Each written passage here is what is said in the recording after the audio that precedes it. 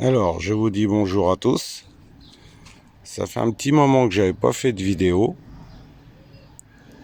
Je crois que l'année dernière, j'en ai pas fait en 2019. 2018, je crois pas non plus. Et là, cette année, je refais une vidéo pour montrer les tomates encore. J'ai changé de procédé. Je ne vire plus les feuilles, je en laisse pas mal. Les gourmands, j'en enlève et j'en laisse. C'est-à-dire que je garde à peu près 3-4 gourmands sur le pied et le restant je les enlève. Et ça donne... bon, les tomates sont pas très grosses parce que c'est des tomates grappes pour salade. Donc c'est des tomates qui ne poussent pas plus grosses, que ce soit taillées ou pas taillées, de toute façon elles seront pas plus grosses. Voilà. Par contre, j'ai fait des autres tomates dans l'autre potager qui sont un peu plus grosses. Voilà. Là, bon, ça donne pas mal. Hein. Les tomates grappes, c'est pas mal. C'est pas mal. Voilà. Je montre. Bon, là, j'ai des cornichons, mais les cornichons, on arrive à la fin. Les plants, ils commencent à faire un peu la gueule.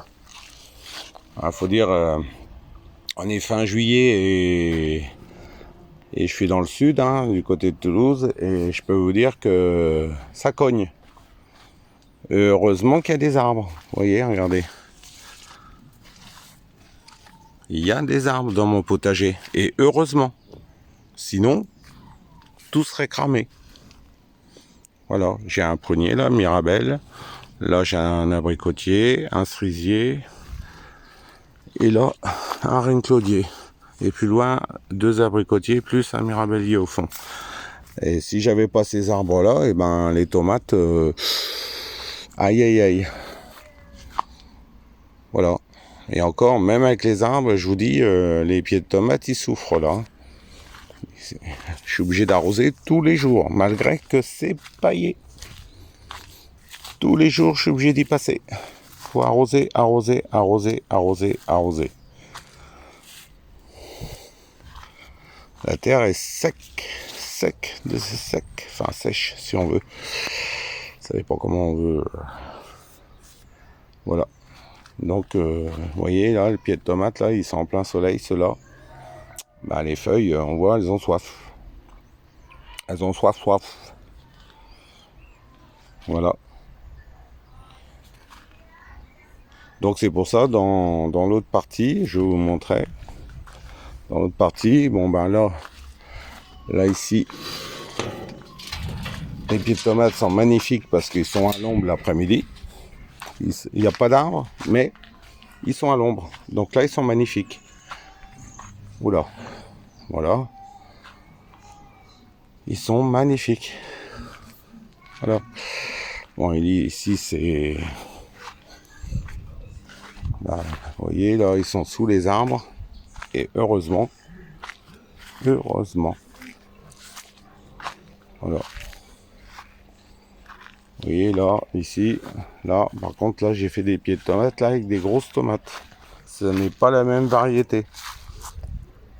Là, grosses tomates pour faire des tomates farcies. Mais sont plus longues à mûrir. Voilà. Ici, j'ai des tomates grappes. Voilà, tomates grappes, mais petites, pour faire de la salade. Voilà, à manger en salade. Et ici, tomates à farcir. Voilà. Alors, cette année, j'ai fait des courges. Alors, les courges, je n'en cause pas la grandeur. Les pieds, on dirait qu'on leur a mis un coup de boost. Celles-là, c'est des courges blanches. Voilà, courges blanches. De l'autre côté de mon jardin, j'ai des courges vertes et des jaunes. Là, c'est une butternut. Une butternut que je vous montre. La butternut. Alors, la butternut. En voilà une. Voilà. Une belle petite butternut. Bon, il y en a, j'en ai à peu près sur le pied, j'en ai 5-6. Là, des beaux kakis. Voilà.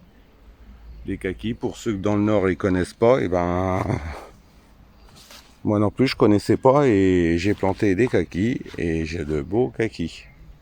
Voilà. Cet hiver, je vais pouvoir me régaler, moi et mes enfants. Bon, j'ai 2 arbres comme ça, j'en ai un derrière et un devant. Celui-là est derrière. Devant, il y en a un peu plus, et il est un peu plus gros. Bon, on va y aller, on va aller devant, vous montrer ça. Alors, oh la vache, je me demande si c'est pas une guêpe qui m'a piqué. Je me le demande. À la main, j'ai senti comme une piqûre. Je crois que je me suis fait piquer. Oui, je crois. Enfin, c'est pas grave. Ce n'est point grave. C'est une guêpe qui avait envie de savoir si j'étais allergique. Voilà, là c'est des courges jaunes. Courges jaunes.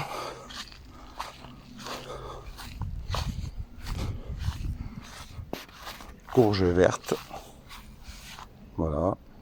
Bon, on a un diamètre. Elles sont bonnes à cueillir. Parce qu'après, si on les laisse pousser trop. Si on les laisse grossir, après, c'est trop dur. Quand on les cuit, la peau est quand même dure après. Alors bien sûr, j'ai des figuiers. Voilà. Ça, c'est les figuiers. Et là, mes kakis. Encore des kakis. Des petits kakis. Des petits kakis. Voilà. Vous voyez. Des beaux kakis. Voilà. Et puis après, il y a les figuiers. Les figuiers. Voilà les figues. Ah oui. Et quand j'étais dans le nord, eh ben, je connaissais pas tout ça. Bon, je connaissais un peu les figues, mais on ne pouvait pas en avoir. Elles ne mûrissaient pas, les figues. Et là, on se régale. Voilà. Là, les belles figues. Ça donne à plein gaz. Alors, il y a une façon de pouvoir avoir beaucoup de figues sur un arbre. J'ai appris ça sur YouTube, bien sûr, grâce à certaines personnes. Il faut couper les têtes. Vous voyez, couper la tête de la tige. La tige, elle s'arrête de pousser. Et on a des figues. Bon, c'est sûr, l'arbre sera moins grand, il va moins pousser, mais il y a des figues. Par contre, vous pouvez choisir, c'est-à-dire, si vous préférez que les branches elles grandissent, et ben, vous laissez pousser, mais vous aurez beaucoup moins de figues. Là, c'est bourré de figues. Voilà. Voilà. Et les figuiers, contrairement à ce qu'on croit, il faut les tailler. Sans arrêt. Moi, je les taille. Comme ça, ils restent à cette grandeur et ça n'envahit pas le jardin et on a beaucoup de figues quand même. Voilà. Bon, et là-dessus, je vais couper parce que j'ai fait le tour. Et il faut que je trouve le nid de guêpe. Parce que je me suis fait piquer et je crois qu'il y a un nid de guêpe du côté du chalet. Voilà, je vous dis au revoir et à la prochaine.